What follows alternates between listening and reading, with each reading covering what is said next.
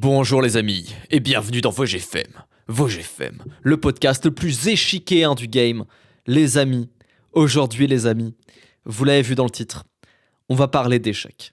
Je sais que j'ai déjà fait un podcast sur les échecs, mais il n'y a pas longtemps, j'ai reçu un commentaire de quelqu'un qui me demandait de faire un podcast entier sur les échecs. Et je pense que le temps est venu. Je pense que ce jeu incroyable mérite que je fasse une vidéo dessus. Il faut vraiment que je vous parle de ce jeu en tant qu'Iranien. Il faut savoir que les Iraniens sont les inventeurs des échecs. Alors bon, on sait pas trop. On sait pas trop si c'est les Iraniens ou les Indiens. Les Indiens ont créé le chaturanga. Les Indiens ont créé le chaturanga. Les Iraniens ont créé le chatrang à peu près il y a 1400 ans. Les deux, et ils sont apparus à peu près à la même période dans les deux mêmes régions du monde, et on n'a pas assez de documents historiques pour savoir si c'est le chatrang qui s'est inspiré du chaturanga ou si c'est le chaturanga qui s'est inspiré du chatrang, vu que c'est un peu le même nom, vu que c'est un peu les mêmes jeux. Il y a quelques différences au niveau des pièces, mais on suppose que c'est un des deux qui a inspiré l'autre, mais on ne saura jamais. Je pense qu'on ne saura jamais si c'est les Iraniens ou les Indiens qui l'ont inspiré. Alors on penche quand même plutôt sur le côté iranien plutôt qu'indien. Pourquoi ? Parce que Shah en iranien, ça veut dire, en persan, ça veut dire roi. D'où le nom Shah d'Iran pour l'ancien roi d'Iran. Et ça viendrait de là, du coup, Chatrang. Parce que quand le roi est en échec et mat, on dit Shah mat. Et même chose pour les Indiens. Voilà. Donc on n'a pas de preuves, mais moi, je suis iranien. Laissez-moi part du principe que le jeu est iranien. Mais d'abord, je vais vous parler de la vidéo que j'ai sortie aujourd'hui, hier sur l'ONLV. Oui, c'est vrai, je sais les amis, je sais. On est samedi, il n'y a pas eu de podcast hier. Mais bon, la dernière fois, il y a eu un podcast un jour en avance. C'est comme ça les amis, c'est l'équilibre des forces. Il y a eu un jour d'avance, là il y a un jour de retard. C'est comme ça, c'est l'équipe des forces. Je suis désolé les amis. Bref, j'ai sorti ma vidéo qui s'appelle Debunk des impôts. Je l'ai sobrement intitulée Debunk ultime des impôts, pour expliquer que oui, même un smicard paye 70% d'impôts dans ce pays, et qu'en fait, quand on se plaint des impôts, c'est pas que de notre position de riche, mais qu'en fait, tout le monde est perdant avec ce jeu. Et figurez-vous que les gens étaient d'accord. Je pensais que j'allais en prendre plein la gueule, vraiment plein la gueule et tout. Mais tu regardes les commentaires, même les gauchistes, même les mecs et tout. Bon, alors bien sûr, les gauchistes et tout tombent toujours dans le truc de oui, je suis d'accord avec toi, Lohan, c'est pas. C'est l'État qui fait n'importe quoi. Par contre, si l'argent était bien utilisé, ça serait pas ensuite payé. En fait, c'est les deux. Déjà, oui, l'État fait n'importe quoi, mais dans tous les cas, même s'il faisait pas n'importe quoi, c'est quand même trop d'impôts dans tous les cas. Donc en vrai, c'est les deux. Mais je suis déjà content. Même les communistes, frère. Même les communistes. D'ailleurs, je crois que les gens qui ont le plus apprécié la vidéo étaient des communistes. Genre, j'ai vu plein de gens qui expliquaient qu'en tant que communiste, machin, en plus, je les ai taclés de ouf dans la vidéo et tout, mais ils disaient, ouais, non, mais Lohan, tu comprends pas que les communistes veulent pas de taxes, les communistes sont aussi des libertariens et tout. Et dans l'idée, donc j'en ai appris un peu plus sur le communisme, les gens veulent plus d'État, en gros. Bah, ça, c'est des choses que je savais déjà, mais bon, les communistes ne veulent plus d'État, et donc c'est un peu des libertaires, c'est un peu des anarchistes dans l'âme, donc ça peut me plaire quelque part, même si en pratique, évidemment, ça ne marche pas, ou alors à très petite échelle, quoi. D'abolir l'État à grande échelle, ça ne marche pas. Mais à petite échelle, pourquoi pas. Et comme ils ont été sympas avec moi, voilà, les communistes, en fait, ça va. Ça va parce qu'ils sont contre les taxes. En théorie, ils sont contre les taxes, même si en pratique, voilà, on n'est pas d'accord sur la, la méthode, quoi. Mais en théorie, ça va.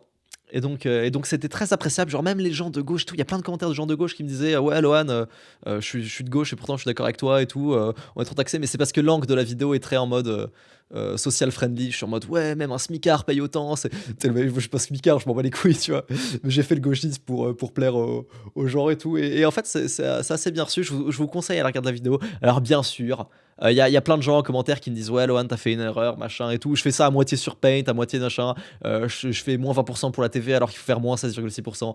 Bon, il y a des gens un peu plus rigoureux que moi dans les commentaires. Globalement, si un smicard n'est pas taxé à 70%, il est taxé à 60%. Globalement. Même si je suis pas ultra rigoureux, on arrive à peu près sur cet ordre de grandeur là. Donc, je trouve que j'ai bien débunké les impôts. Ça me fait plaisir. Comme ça, on arrête de croire qu'en fait les impôts c'est super pour les pauvres. Non, c'est super pour personne les impôts. Et voilà. Mais du coup les amis, aujourd'hui, on va parler des échecs.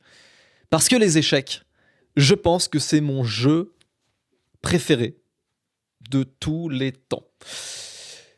Faut que je vous en parle parce que c'est Enfin, il y a trop de trucs. En fait, il y a trop d'histoires, il y a trop de choses. Je veux pas partir d'un truc chiant, mais je vais vous demander après ce podcast de tous, autant que vous êtes, aller sur le site chess.com ou ouvrir un compte sur l'application chess.com et commencer à faire vos premières parties d'échecs. Je suis sûr que peut-être qu'il y en a qui vont trouver ça chiant, mais dans le lot, genre il y en a 50% facile qui vont trouver ça abusément passionnant. Parce que c'est passionnant comme jeu. C'est vraiment...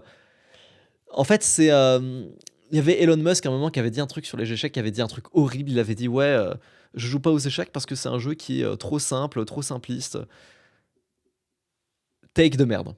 Take de merde. Les échecs ne pourront jamais, même avec des ordinateurs quantiques, même tout ce que vous voulez, ne pourront jamais être résolus. Qu'est-ce que ça veut dire?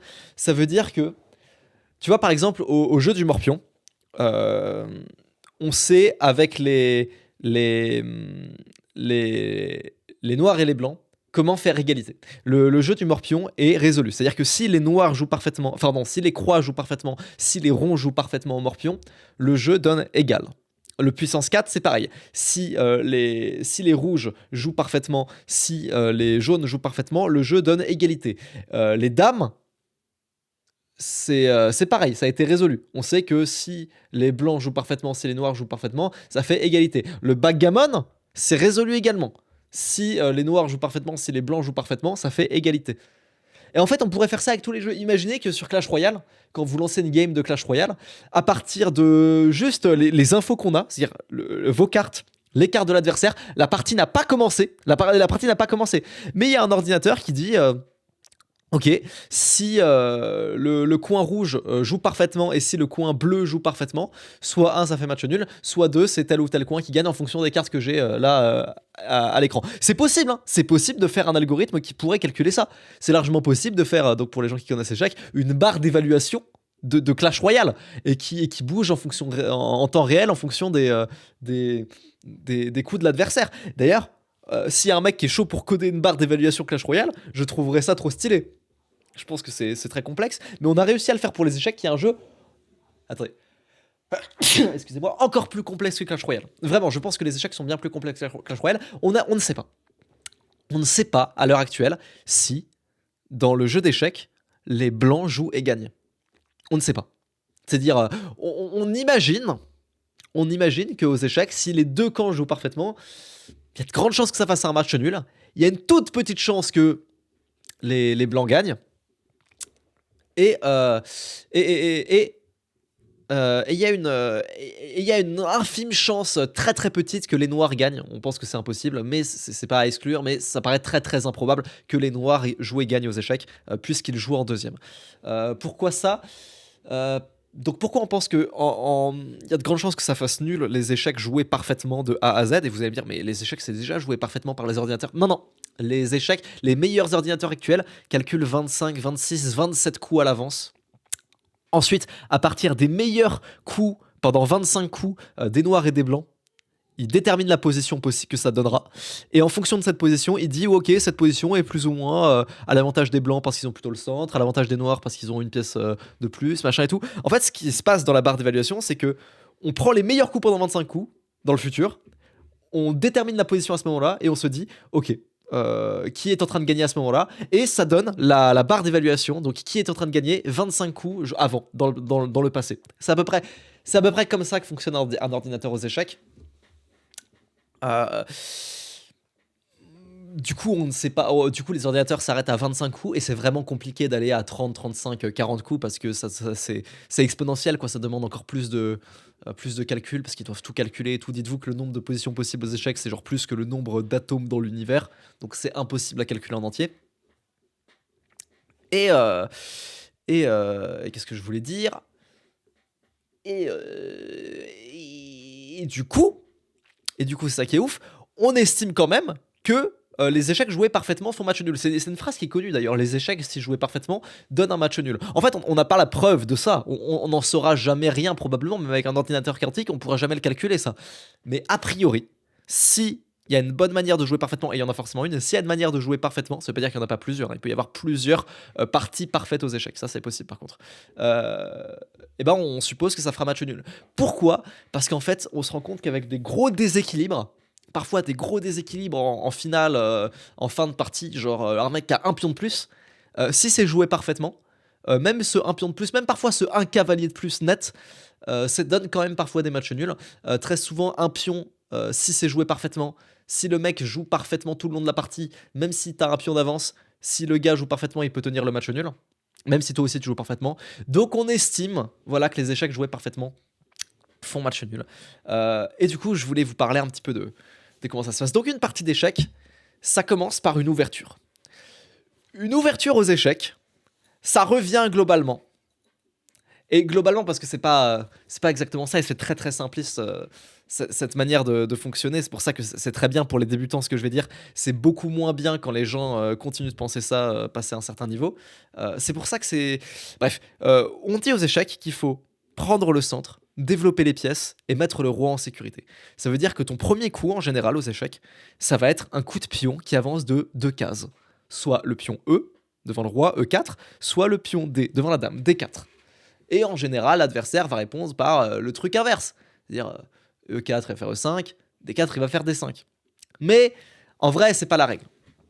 Parce que tu peux jouer des trucs un peu plus exotiques, quelque chose qui est très solide, qui est considéré comme étant une des meilleures ouvertures sur E4, une des meilleures défenses sur E4, c'est ce qu'on appelle la sicilienne, C5, qui vient contrôler le pion D4 pour pas que tu puisses mettre de pion au centre. Et pourtant, t'as mis aucun pion au centre, mais pourtant tu contrôles le centre à distance. C'est un joueur qui s'appelait Nimzovic, qui avait développé ça il y a plus de 100 ans, qui avait dit, en fait, il faut arrêter de croire que sur E4, on peut forcément jouer E5. On peut contrôler le centre à distance. C'est-à-dire que sur D4, t'es pas obligé de jouer D5. Tu peux jouer, par exemple, cavalier F3. Cavalier F3 qui empêche E4. Sur D4, t'es pas obligé de jouer D5. Tu peux jouer cavalier F3 qui empêche E4.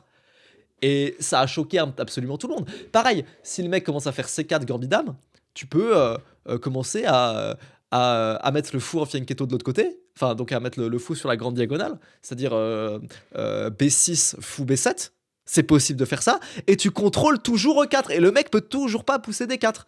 Sans avoir mis de pion au centre, tu contrôles le centre. Ce joueur s'appelait Nimzovic, l'ouverture qu'il a inventée à ce moment-là s'appelle l'Ouest indienne, il en a inventé plusieurs en fait, il a inventé 4 ouvertures qui portent pas son nom mais le nom indien. Il a inventé l'Ouest indienne, l'Est indienne, la Bogo indienne, et une dernière qui porte son nom qui s'appelle la Nimzo indienne. Donc Nimzo en référence à son nom, Nimzovic. Et déjà ça avait révolutionné le game à l'époque. Donc aujourd'hui, il y a plein de choses qui ont révolutionné les échecs. Ce joueur-là, Nimzovic, qui nous a fait comprendre qu'en fait, les échecs bien joués sont joués au centre. Oui, mais ça veut pas forcément dire que tu as des pièces au centre. Tu peux contrôler le centre à distance et jouer solide en fait. Jouer solide, te carapater et empêcher le mec en fait d'avancer. C'est complètement possible de faire ça. T'as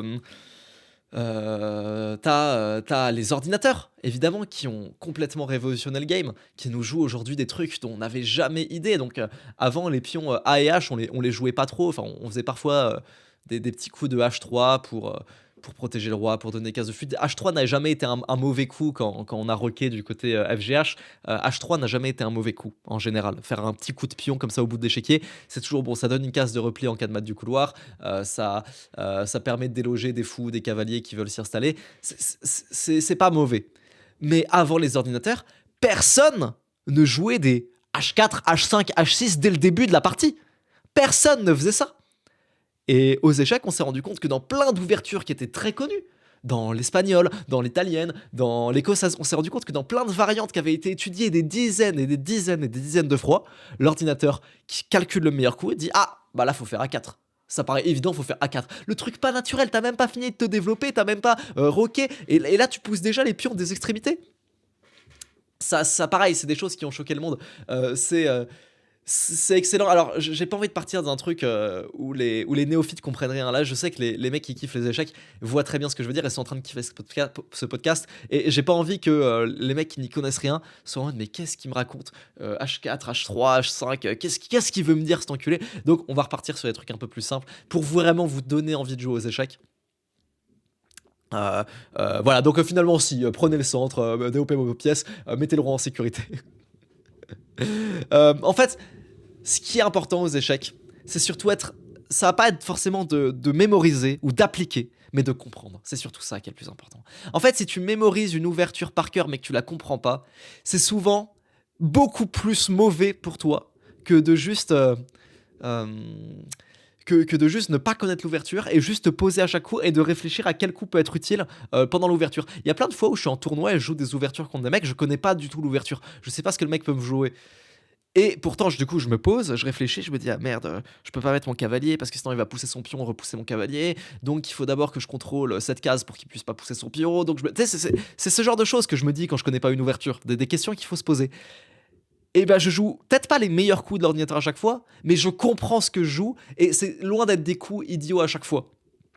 Et ça marche bien. Alors que si juste tu joues bêtement un truc que t'as appris mais que t'as pas compris, exemple tout con, hein, sur la sicilienne E4, C5, le cavalier F3, cavalier C6, sur cette sicilienne-là particulière, quand les, quand les blancs viennent, quand les noirs viennent avec leur fou en, en C4, bah c'est intéressant pour les noirs de jouer E6. E6 avec l'idée de pousser D5 et de commencer à taper le fou. Donc là, t'es là, tu dis, ah, le fou est venu en F4, en C4, ok, E6. Sauf que le mec va sortir son cavalier en C3, il va contrôler beaucoup trop de fois E5, tu pourras pas pousser E5, tu vas pousser E5, tu vas perdre ton pion, et ça arrive à plein de gens, genre dans la base de données, vous regardez cette partie, donc E4, C5, cavalier F3, cavalier C6, fou C4, E6, cavalier C3, les mecs te jouent D5, et perdent un pion, parce qu'ils ont appris qu'il fallait faire C6, D5, C6, E5, pardon, E6, D5, excusez-moi. Et c'est le gros souci en fait, c'est que tu joues un truc et tu le comprends pas. Donc oui, effectivement, aujourd'hui, les échecs, c'est beaucoup de la mémoire, enfin, à pas se mentir, surtout à très haut niveau. Mais en vrai, une bonne mémoire sans une bonne compréhension du jeu, ça ne sert à rien. Donc ça, c'est l'ouverture. Le but étant de contrôler le centre, de développer les pièces et de mettre le roi en sécurité. Encore une fois, c'est à prendre avec des pincettes. Euh... Mais mais il y a pas que ça. Ensuite vient le milieu de jeu. Le milieu de jeu, il peut être soit ouvert, c'est-à-dire c'est facile à jouer, tu repères des tactiques, tu te dis ah tiens si je mets mon cavalier ici, j'attaquerai ça en même temps, peut-être que ensuite il pourra me le prendre comme ça, tu calcules, tu fais des trucs comme ça. Et ça, bon bah c'est agréable à jouer pour tout le monde aime jouer des positions ouvertes. Soit ta partie devient fermée.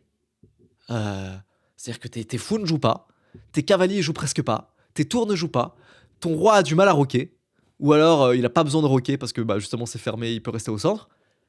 Et c'est un enfer. Mais en fait, c'est un enfer parce que c'est beaucoup de coups d'attente que tu vas faire dans ce genre de situation. Dans le genre de situation où t'es. Par exemple, moi, ma toute première partie d'échecs que j'ai fait. Que j'ai fait dans un vrai tournoi IRL, donc c'était il y a presque un an aujourd'hui, j'étais contre un gars qui me sort une espagnole, tu vois. Une espagnole fermée, du coup. Espagnole fermée, du coup, euh, dès le début, A6, B5. Donc A6, B5 pour repousser le fou dès le début. Et donc le mec me joue ça, et en fait, j'arrive très vite dans une situation où mon cavalier en C6 est cloué par un fou. J'arrive pas à me développer. Je suis complètement bloqué. Et je fais des manœuvres. Et beaucoup de mes coups, c'est des manœuvres. C'est ok, bon bah je bouge ma tour pour pouvoir doubler ma tour et mettre l'autre tour derrière pour pouvoir peut-être pousser un pion plus tard. Je remets mon cavalier sur sa case de base pour pouvoir le replacer plus tard. Et j'ai gagné cette partie. J'ai gagné cette partie et j'ai compris que les enjeux positionnels aux échecs étaient super importants. Les enjeux qu'on appelle stratégiques. C'est-à-dire ne pas jouer des coups directement pour un avantage direct, mais pour un avantage d'espace, de confiance en soi aussi, c'est important. Aux échecs, quand tu joues contre un mec, par exemple, parfois, ça va t'arriver. Tu vas louper un truc, tu vas jouer un coup, tu vas te rendre compte qu'un coup c'est de la merde parce que je sais pas, tu donnes un pion ou le mec il a une ressource que t'avais pas anticipée. Poker face. Tu peux pas aux échecs faire comme si un coup n'était pas bon. Tu peux pas laisser faire comprendre à ton adversaire que t'as fait un mauvais coup. Et même s'il le voit, même s'il voit que t'as fait un mauvais coup, il faut toujours dégager de la confiance. Et quand il a joué son coup qui t'a baisé ton pion ou qui t'a baisé ton truc, il faut répondre super vite aux échecs. Pour faire genre que c'était prévu, même si c'était pas prévu. Parce que si le mec il est gagnant et confiant, bah t'es mort. T'es mort. Le mec peut pas être gagnant et confiant aux échecs. Il faut qu'il soit gagnant mais qu'il soit pas confiant. Donc c'est important aux échecs même. C'est un jeu mental. Il faut Tu sais, parfois tu vas faire des erreurs, il va falloir accuser le coup, mais pas le montrer à ton adversaire. C'est vraiment un jeu qui est absolument incroyable. Il y a énormément de leçons. J'ai noté beaucoup de choses, hein. J'ai noté, regardez, une bonne idée au mauvais moment devient une mauvaise idée. Ok, c'est arrivé à combien de joueurs d'échecs je sais pas, d'avoir une idée de fou, de se dire ah putain, ce fou plus tard, il va pouvoir se sacrifier pour aller démolir le roc adverse. En fait, les sacrifices aux échecs, c'est trop puissant. Des fois, t'as une pièce qui vaut 3 points, genre le fou, et tu vas juste prendre un pion qui vaut 1 point et le mec va te le récupérer. Et tu te dis 3 points contre 1 point, c'est super con de donner un fou pour prendre un pion.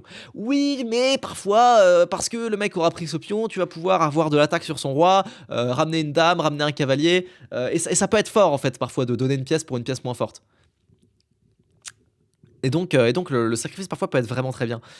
Mais parfois, comme tout le monde a envie de faire des sacrifices parce que c'est stylé, parce que Chess.com joue avec ta dopamine, parce que Coup Brillant, parce que Bobby Fischer, parce que Mikhail Tal, tout ça, tu te dis, ah là j'ai trop envie de faire un sacrifice, et t'es tellement obnubilé par ton truc, t'es tellement obnubilé par ton idée de sacrifier un fou, ou un cavalier, ou un machin, t'es tellement obnubilé par ça, de se dire c'est trop fort, que tu manques les ressources adverses.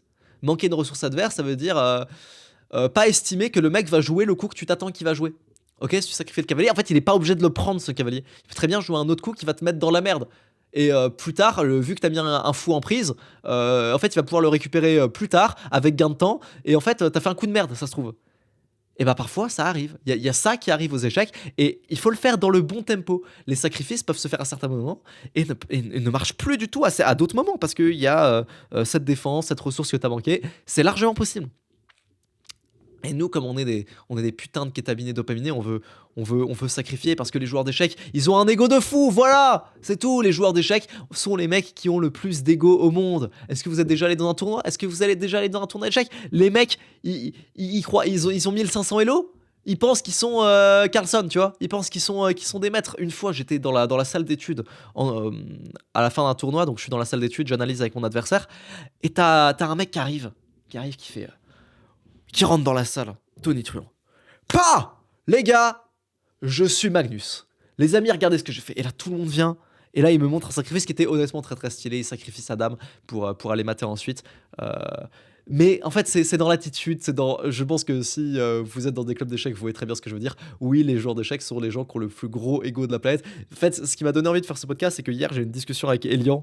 Je lui parlais d'échecs et il me disait moi, je pense que les échecs, c'est juste pour se la péter. Genre, c'est chiant. Et non. Et non, les amis, c'est pas chiant. Alors oui, bien sûr, il y a beaucoup de gens qui se la pètent dans les échecs, et bien sûr, tu joues aux échecs, tu fais des sacrifices, c'est pour te la péter, ça, je suis d'accord. Mais oser me dire que c'est chiant, et que tu fakes le plaisir que tu prends pour paraître intelligent, ça c'est faux. Les mecs qui jouent aux échecs sont des putains de passionnés, parce que le jeu est putain de passionnant. Mais c'est abusé. C'est abusé comment ce jeu est passionnant, et je pense sincèrement que il faut ne pas vraiment avoir joué aux échecs pour ne pas trouver ça passionnant. Alors bien sûr, quand vous commencez les échecs, vous avez l'impression d'être débile. C'est complètement normal quand au moment où vous commencez les échecs, vous avez l'impression d'être plus lent que votre adversaire, d'avoir un cerveau de trou du cul, de ne rien comprendre. C'est normal. Ça, c'est quand on commence les échecs. Les 2 premières semaines sont très dures. Mais à partir du moment où on regarde ses premières vidéos, où on commence à jouer des trucs un peu plus décents, qu'on commence à menacer les premières fourchettes en F2 avec le fou... le fou de l'italienne et le cavalier d'italienne qui vient bondir pour attaquer le pion F2, menacer des fourchettes et tout. À partir du moment où on commence à faire ça, les amis, et qu'on commence à comprendre les bases de la tactique aux échecs, genre la fourchette, la clouage, machin et tout, je pense qu'on peut vraiment commencer à prendre énormément de plaisir. Bien sûr, il faut passer par ce moment qui est douloureux, où on a l'impression d'être con. Mais c'est normal, au début tu commences un truc, t'as l'impression d'être con, mais c'est complètement logique, je suis d'accord, peut-être que vous m'entendez parler depuis tout à l'heure, vous vous dites « Waouh, c'est trop compliqué pour moi, je peux pas jouer à ça ». C'est normal que vous disiez ça, mais commencez quand même, vous allez apprendre tellement de choses, même il y a plein de philosophie derrière, enfin tu vois, j'avais fait un podcast sur les phrases de dev perso qui sont applicables aux échecs. C'est vrai que des fois, j'en ai noté d'autres, hein, genre j'ai noté que parfois, trop réfléchir te fait faire un coup de merde. Combien de fois aux échecs, je me suis retrouvé dans des parties où le mec réfléchit de ouf en face de moi, il réfléchit 1, 2, 3, 4 minutes entières, il joue un coup et en fait il voit pas qu'il a une pièce en prise. Parfois, aux échecs, je vous jure, c'est vrai, plus tu réfléchis, plus tu as de chances de faire un coup de merde. Parce que tu vas tellement loin dans ton calcul que t'oublies que tu es dans la position actuelle. Et en fait, il faut toujours traiter la position comme si c'était pas toi qui venais de jouer les coups précédents. Mon conseil aux échecs, et c'est vraiment un conseil, et bon, je dis pas que je suis très fort, hein, mais je vous jure que ça, c'est un bête de conseil qui m'a beaucoup aidé dans mes tournois et tout. Traitez la position comme si ce n'était pas vous qui avez joué les coups précédents. Traitez la position comme elle l'est. Et dans votre vie en général, traitez la position dans votre vie comme si ce n'était pas vous qui avez joué les présents coups. Traitez-la comme elle est. Et si là, par exemple, vous débarquez dans votre vie, mais vous vous connaissiez pas, qu'est-ce que vous feriez pour améliorer votre position? Est-ce que vous vous branleriez? Genre là tout de suite, est-ce que vous dites là le meilleur move c'est de se branler? Bah non. Bah non, et c'est la même chose. Parfois aux échecs, t'as une position de merde. Et réfléchir ne change pas la position. Genre la barre d'évaluation te met -2. Elle te met -2 dans ta gueule, la barre d'évaluation. Elle te dit, t'as 2 pions de moins. C'est comme ça, c'est factuel. Ta position n'est factuellement, objectivement, selon l'ordinateur, pas bonne. C'est-à-dire que si tu joues contre un ordinateur, là même si tu fais les meilleurs coups, tu perds. Ouais, mais avec un peu de chance, le mec en face, c'est pas un ordinateur, il va pas faire les meilleurs coups. Donc toi, fais les meilleurs coups possible. Fais le meilleur move possible. Et -2, enfin, -2, ça se rattrape, hein, les gars. -2, c'est pas la mort. Il y a plein de games qui se jouent à beaucoup plus que ça et qui se rattrapent. Donc, les gars, traitez toujours la position comme si ce n'était pas vous qui avez joué les présents coups. Traitez toujours la position pour ce qu'elle est, c'est-à-dire une position neutre. Comme si c'était un pote à toi qui avait joué le coup et là tu te dis ok, ok, je suis dans la merde, mais bon, quel coup sauve les meubles. Et je vous jure que comme ça vous jouerez beaucoup mieux. Et vous éviterez d'ailleurs de faire des sacrifices de merde parce que vous aviez envie de sacrifier à tel moment parce que le tempo était mauvais. Jouez la position comme elle est. Prenez la position comme elle est, c'est-à-dire factuellement comme une position. Et même parfois, ton désir de vouloir forcer un gain peut te faire perdre. Parfois, il faut assumer que t'as joué des coups de merde dans l'ouverture et dans le middle game, t'arrives en endgame et t'as une possibilité de trouver un match nul, que ce soit par répétition parce que le roi est un peu découvert et que t'as ta dame qui traîne et que tu peux faire des échecs perpétuels, que ce soit parce que ta finale est théoriquement nulle, parce que c'est tour et roi contre tour roi et pion, et qu'en fait, voilà, si théoriquement tu mets la tour sur la troisième rangée, que tu mets le roi sur la case de promotion, le mec pourra jamais avancer son pion sur la troisième rangée, sinon tu pourras faire des échecs derrière avec la tour sur son roi et finir par récupérer le pion. Et en fait, parfois, tu vas vouloir forcer le gain. Tu sais que le mieux que tu peux avoir, c'est match nul. Tu sais que objectivement, les meilleurs coups de l'ordinateur dans ta position ferait tout pour faire match nul. C'est-à-dire le truc le plus intelligent que toi, que toute ta famille, que Magnus Carlsen, actuellement dans ta position, il ferait des coups pour faire match nul. Et toi, tu te dis, ah non, tu sais quoi, je vais forcer le gain. Et parfois, c'est ça qui te fait perdre. Et combien de parties j'ai perdu en voulant forcer le gain dans des positions où je pouvais sauver les nuls? Combien de fois j'ai fait ça? Trop de fois. À l'inverse, j'ai aussi fait parfois l'erreur de demander nul dans des positions où j'étais gagnant parce que j'avais pas confiance en mon karaté. J'avais pas confiance en mon endgame, j'avais pas confiance en mes finales. Je savais que ma position était théoriquement gagnante, que j'ai, je sais pas, 1 ou 2 pions de plus en finale de tour. Je me dis, ça va. Mais comme je suis contre un mec qui est, je sais pas, 1900 ou 2000 elo en face de moi, je vais me dire, ah non. En fait, moi, je surperforme énormément lors des tournois. Je suis toujours.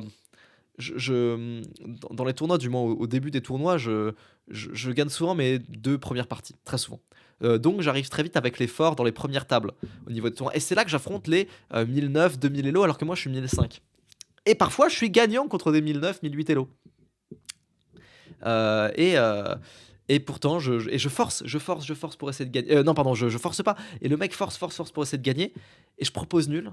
Alors que le mec, enfin. Tu sais, même parfois, il y avait une fois, j'étais dégoûté ça, de ce truc-là une fois. Donc j'étais contre la championne des Vosges junior d'échecs et tout, qui m'avait déjà battu à un précédent tournoi. Et là, je me retrouve en finale contre elle. Donc finale aux échecs, c'est-à-dire qu'il reste plus beaucoup de pièces sur l'échiquier. J'ai un pion net de plus. Là voilà. Donc elle a un roi. Moi, j'ai un roi et un pion. C'est-à-dire que elle ne pourra jamais me mater. Dans tous les cas, peu importe ce que je fais, je ne peux pas perdre cette partie. Peu importe ce que je fais, je ne peux pas perdre cette partie. Même si mon temps tombe à 0, puisqu'elle ne peut pas mater, ça fera quand même match nul. Donc je ne peux pas perdre cette partie. Et je me retrouve avec un pion de plus sur la colonne A. La colonne A, c'est la colonne qui est tout au bout de l'échiquier. Et moi, j'entends que, les pions sur les colonnes A Si t'en as un plus, ça fait match nul parce que le roi vient se réfugier sur la case de promotion et tu pourras jamais avancer le pion sous peine de te le faire manger ou bien de faire patte, stalemate. Et j'avais appris ça. J'ai appris ça et puis je l'avais déjà expérimenté. Sauf que c'est pas une règle qui est immuable. En fait, si ton roi est devant celui de l'adversaire, tu peux en fait aller promouvoir ton pion. C'est possible. Et c'était le cas. Mon roi était devant celui de l'adversaire. Donc j'aurais pu tenter d'aller promouvoir le pion. Mais comme j'avais entendu dire dans des études que machin, c'est mes premiers tournois, que oui, un pion sur la colonne A, c'est match nul, j'ai dit ok, bah match nul. J'ai proposé match nul. Et la meuf, elle m'a regardé, elle a fait euh, t'as dit match nul là, t'es sûr? Je fais ouais. Et on a serré la main. Et puis elle fait mais t'étais gagnant?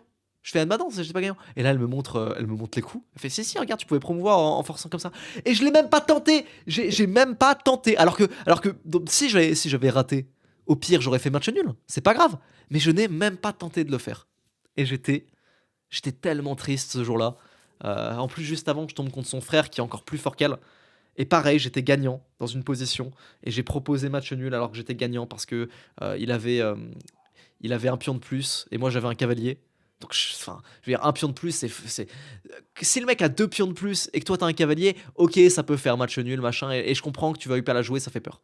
Mais si le mec a un pion de plus pour un cavalier, t'es largement gagnant, tu peux tenter de la forcer. Et j'ai eu trop peur de ces pions passés et je me suis dit, non, bah match nul. Et bon, ensuite j'ai analysé, c'était super facile à défendre, mais bon, c'est trop tard. Et j'étais dégoûté, j'ai perdu contre le frère et la sœur en faisant. Enfin, j'ai pas perdu, j'ai fait match nul alors que dans les deux cas j'étais gagnant. Et pareil, c'était les plus forts du tournoi et j'étais dégoûté. J'étais dégoûté. Mais, euh, mais voilà, les amis, C'est. C'est comme ça. Et parfois, aux échecs, t'as une position de merde. Et parfois, faut quand même la jouer. Et réfléchir ne change rien à la position. C'est une phrase que je me répète beaucoup des fois quand je prends trop de temps à la pendule. Que je contre un mec qui est plus fort. Que j'ai une position de merde parce que j'ai raté l'ouverture. Parce que je connais pas trop les ouvertures. Moi. Enfin, pas les coups théoriques. En tout cas, pas très très loin, on va dire. Les 2-3, je les connais. Mais quand ça vient à 5-6 coups et tout, je connais plus les ouvertures. Et parfois, je me retrouve mal parce que le mec il connaît par cœur. Moi, j'essaie de jouer des coups logiques, mais en fait, qui trouve toujours une réfutation. Et, euh, et le mec me montre qui sait et tout. Et parfois, je me dis juste, Lohan, réfléchir ne change rien à la position. Joue ta position comme si c'était ta position. Joue pas ta position comme si c'était euh, la, euh, la position de quelqu'un d'autre. Donc, euh, donc voilà, les amis. Qu'est-ce que j'ai noté d'autre? Parfois, ne rien faire peut être la meilleure option. Oui, il existe aux échecs un terme qui s'appelle zugzwang. Zugzwang. Euh, c'est souvent quelque chose qui va arriver en finale. Ça peut arriver en middle game, dans le cas des positions très fermées où t'as pas beaucoup de possibilités. Mais en général, quand il y a moins de pièces sur l'échiquier, que quelqu'un joue pour la nulle et que l'autre essaye de forcer le gain, on va souvent se retrouver dans une position de zugzwang. C'est-à-dire une position de zugzwang, c'est-à-dire que t'as aucun bon coup. Tous tes coups empirent ta position. C'est-à-dire que s'il y avait un bouton passer mon tour, passer son tour, tu le ferais. Sauf qu'il n'y a pas de bouton passer son tour aux échecs. Ça n'existe pas. T'es obligé de jouer un coup. Tu ne peux pas juste ne rien jouer. Et parfois, tous les coups que tu vas jouer te mettent dans la merde ou te font perdre la partie. C'est ce qu'on appelle un zugzwang. Parfois, ne rien faire est une très très bonne option parce qu'il faut attendre, parce qu'il faut que forcer le mec à faire le gars. Parfois, rien faire est la pire des options parce que tu finis en zugzwang. Voilà, je trouvais intéressant de le souligner. C'est un concept qui est assez rare. Ça arrive assez rarement le zugzwang en finale, peut-être une partie sur 5, une partie sur 6. Mais quand ça arrive, toujours l'observer. Et parfois, tu le vois pas. En fait, c'est surtout quand on débute, on voit beaucoup plus ce qu'on peut faire nous que ce que peut faire ou ce que ne peut pas faire l'adversaire. Exemple, parfois tu vas enfermer le cavalier de l'adversaire, c'est-à-dire que le cavalier n'a plus de cases, sinon il va se faire manger. Genre le cavalier va se faire manger, et tu vas pas le remarquer, tu vas pas le voir. Le mec va bien le voir que son cavalier peut plus bouger, mais toi tu vas pas le voir. Il suffirait juste d'attaquer ce cavalier avec une pièce et tu le mangerais. Mais en fait tu vas pas le voir et tu vas pas l'attaquer parce que tu ne l'as pas vu. Le zugzwang, c'est typiquement une situation où toi tu le sais quand tu es en zugzwang, mais en général l'adversaire il le voit pas. Il le voit pas. Et c'est pour ça que c'est important à voir parce qu'il faut mettre en situation de zugzwang l'adversaire. Il faut pas attendre. Il faut pas attendre qu'il le soit, parce que c'est rare qu'il le soit de lui-même. Il faut essayer de le mettre en position et le faire consciemment. Donc, euh, donc, euh, donc voilà. Alors, qu'est-ce que j'avais écrit d'autre? éviter toute perte coûte plus cher à long terme. Alors c'est bien simple, faut que je vous parle d'une partie que j'ai fait à Soulac-sur-Mer en vacances. J'étais contre un mec qui, euh, qui me dominait, qui était beaucoup plus fort que moi, qui était 1800. Moi je suis 1500, ok. Et donc le mec est beaucoup, beaucoup, beaucoup plus fort que moi. Et, euh, et donc vous dites 1800, 1500, ça va, c'est un peu pareil. En fait, le système Elo est fait de telle manière à ce que 100 Elo de plus, ça veut dire que le mec est 2 fois plus fort. C'est-à-dire quoi, 2 fois plus fort aux échecs? C'est-à-dire que sur 100 games que fait un 1000 Elo contre un 1100 Elo, en moyenne, euh, la distribution des statistiques sur les victoires et les défaites fait que en moyenne un 1100 Elo va gagner 66 fois et un 1000 Elo va gagner 33 fois. Donc il va gagner 2 fois plus de temps. Donc 100 Elo de plus, ça veut dire 2 fois plus fort aux échecs. Donc le mec il a 300 Elo de plus que moi. C'est-à-dire qu'il est 8 fois plus fort que 8 fois plus fort que moi. Ok. Et il me domine, il me domine, il me domine. À un moment, il arrive à me mettre un cavalier pieuvre, comme dirait Ego. Il arrive à me planter un cavalier qui est protégé par son pion, euh, ultra loin dans mon camp, qui peut attaquer mon roi, qui peut attaquer toutes mes pièces. Bref, c'est un cavalier qui est tellement désagréable dans ma position que qu'est-ce que j'ai fait?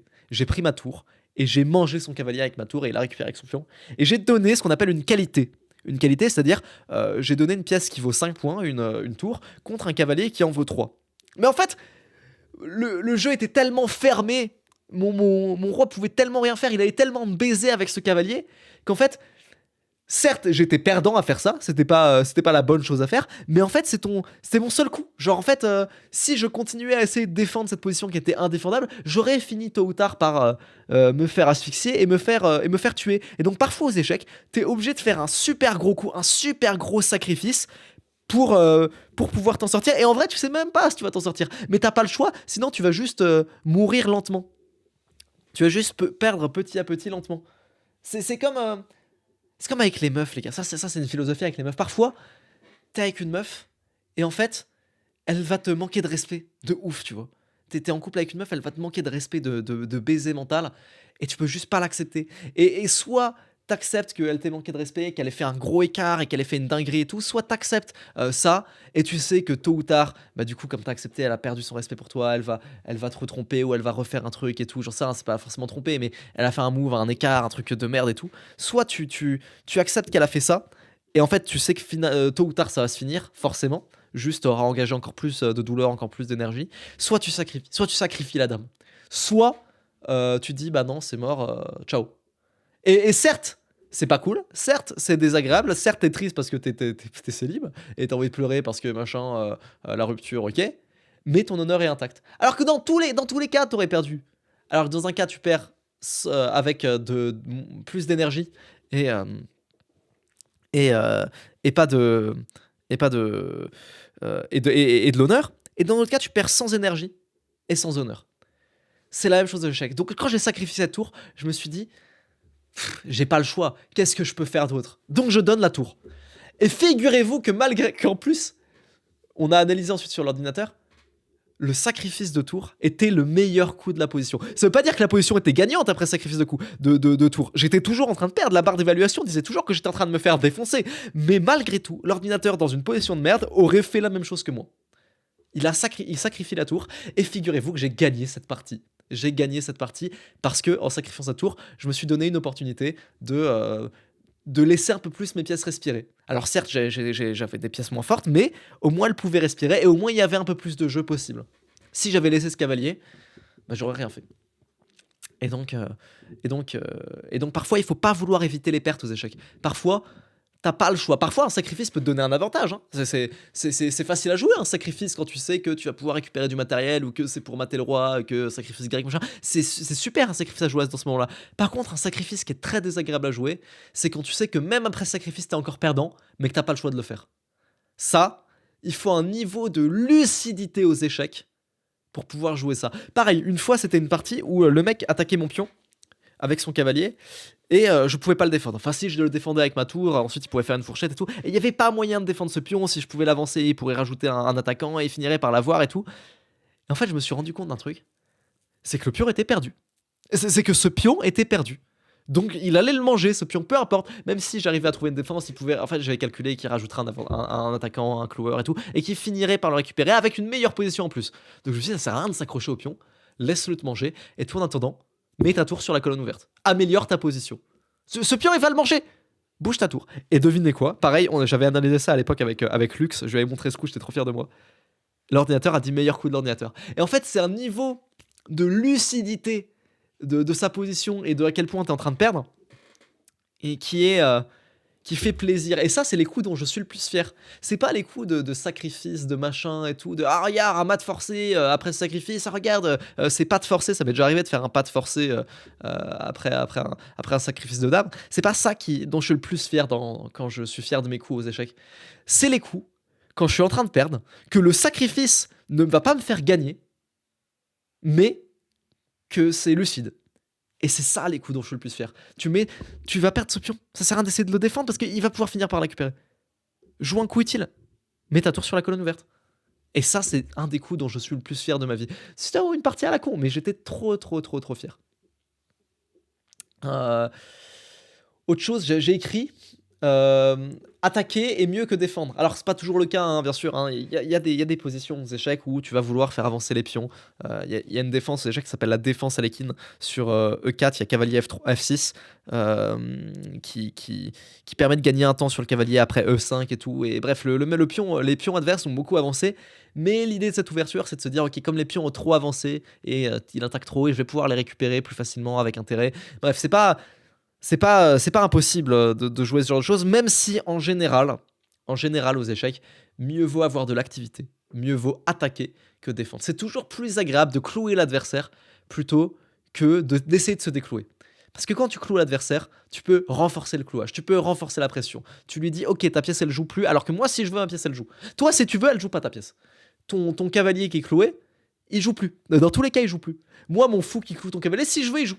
C'est beaucoup plus agréable et de manière générale, en général, c'est quand même vachement plus agréable d'attaquer que de défendre. Voilà, j'avais écrit ça. Euh, euh, Qu'est-ce que j'avais écrit d'autre? Ouais, c'est tout ce que j'avais écrit. C'est tout ce que j'avais écrit. Mais voilà, j'espère que vous avez apprécié ce petit podcast sur l'échec. J'espère que ça vous a vraiment donné envie de jouer aux échecs. Je sais pas si les gens ont aimé. Ça se trouve, vous avez détesté ce podcast et je m'excuse si vous n'avez pas aimé. Moi, c'est tellement un kiff en fait ce jeu que je pourrais en parler pendant des heures et des heures et des heures et des heures et des heures et des heures. Euh, quand je joue aux échecs, c'est vraiment de la passion. Je connais vraiment bien ce jeu. Ça fait moins d'un an que j'y joue, hein, mais pourtant, je pense que pour les mecs qui jouent depuis moins d'un an, je suis vachement fort. Alors en ligne, je suis plus la merde. En ligne, je suis d'accord, je suis nul, je suis pas concentré. Par contre, quand je joue sérieusement contre des gars comme Kato Minor à la soirée MS par exemple, comme Lux ou comme Shipsu, qui sont objectivement plus forts que moi parce qu'ils ont un meilleur classement, ça m'arrive des fois de faire nul. Ça m'arrive des fois d'en battre. Tu vois, je dis pas que Lux est plus fort que moi. Par contre, ça m'est déjà arrivé de faire une game où je l'ai battu. Ça m'est déjà arrivé 2 ou 3 fois de le battre Lux. Sur les dizaines et dizaines et dizaines et dizaines et dizaines de games qu'on a fait. Mais sur Chesscom, c'est marqué que je l'ai battu 1 fois et demie ou 2 fois, je crois. Kato Minor, pareil, il me bat très très souvent. Par contre, à la soirée MS, j'ai réussi à tenir la nulle contre lui, alors que le mec est genre 1800 ou 1900 Elo. Et et quand je suis en IRL, je suis vraiment fort à ce jeu quand je suis en IRL. C'est vrai que quand je suis en ligne, je suis un peu nul. Mais en IRL, je suis vachement fort et j'arrive à battre des mecs qui sont plus forts que moi. En ligne, je suis rincé, ça je suis d'accord. Mais pareil, encore une fois, pour un mec qui joue depuis un an, j'ai l'impression d'avoir une vraiment bonne connaissance de ce jeu et de respecter ce jeu. Vraiment, je le respecte. Je respecte énormément le jeu d'échecs, je respecte énormément les ouvertures, je respecte énormément les joueurs d'échecs. C'est vraiment une passion et je vous conseille de. Enfin, vraiment, je vous invite à jouer à ce jeu qui est incroyable, qui est peut-être le meilleur jeu de tous les temps. Enfin, c'est un jeu qui est parfait, quoi. Genre, moi, si je pouvais changer une seule règle aux échecs, la seule règle que je changerais, en fait, toutes les règles font sens. Quand tu comprends pourquoi la prise en passant a été créée, euh, pourquoi euh, le, le, l'échec et mat, comment l'échec et mat fonctionne, quand tu comprends pourquoi le rock a été créé, tout fait sens et tout est nickel. Il n'y a pas de paradoxe au échec. Vous ne pourrez jamais tomber dans une situation où les rois se retrouvent côte à côte. Le jeu est bien pensé. Je veux dire, tu peux pas rocker si tu en contrôles ta case de fuite. Enfin, le jeu, les règles sont parfaites. Le jeu est vraiment parfait. Je pense même, si vous voulez mon avis, que s'il y a des aliens, sincèrement, ça c'est une vraie take. S'il y a des aliens qui existent et qui jouent à un jeu de plateau et tout, ils ont aussi inventé les échecs ou un truc qui ressemble, qui est vraiment, vraiment, vraiment très proche, tellement c'est parfait et que les règles sont parfaites. J'en suis persuadé que si les aliens existent, ils ont aussi des échecs. Mais vraiment, hein, c'est vraiment une conviction que j'ai en moi. Tellement je trouve que le jeu est parfait. Et, euh, et, euh, Et ouais, donc voilà, si je pouvais changer une seule règle, ce serait d'enlever les coups forcés. J'enlèverais les coups forcés aux échecs. C'est-à-dire que si le mec est en échec, il n'est pas obligé de bouger son roi ou de protéger l'échec. T'as le droit de manger le roi adverse en fait. T'as le droit de manger le roi adverse et le mec a perdu la partie au moment où tu manges le roi adverse. Imaginons tu viens faire échec au fou avec le roi. Si le mec a pas vu que tu faisais échec et qu'il joue un coup de merde, tu manges le roi, t'as gagné la partie. Ça, ce serait la seule règle que je changerais dans le jeu d'échecs. Mais en fait, vous vous rendez compte que ça ne change rien au jeu parce que échec et mat, qu'est-ce que ça veut dire? Bah, ça veut dire globalement que si on va au prochain coup, tu vas finir par manger le roi. Au coup suivant, tu manges le roi. Peu importe ce que fait l'adversaire, le coup d'après, tu mangeras son roi. Ça veut dire ça, échec et mat en gros. Mais je trouve ça dommage de pas aller jusqu'au moment où tu manges le roi de l'adversaire parce que vous savez, des fois l'ordinateur va dire là c'est mat. Là, des fois la barre de l'ordinateur va dire là c'est tout noir. C'est-à-dire que là, même si tout le monde fait les meilleurs coups, là c'est forcément gagné pour les noirs. Il va dire mat en 5 l'ordinateur. Bah, à ce compte-là, autant ne pas le jouer, parce que si l'ordinateur dit que c'est matos 5, autant ne pas jouer la partie et dire que c'est terminé, tu vois. C'est pour ça que moi je trouve ça un peu idiot de pas jouer l'échec et mat, enfin de tout jouer en entier. Il faut manger le roi adverse. J'aimerais beaucoup qu'on puisse manger le roi adverse aux échecs. J'aimerais beaucoup que les coups illégaux du style ne pas sortir d'un échec n'existent pas. Voilà. Ce serait la seule chose que je changerais. Je vous remercie, je vous fais des bisous. C'était la fin de ce VOGFM. On se retrouve la semaine prochaine et bisous.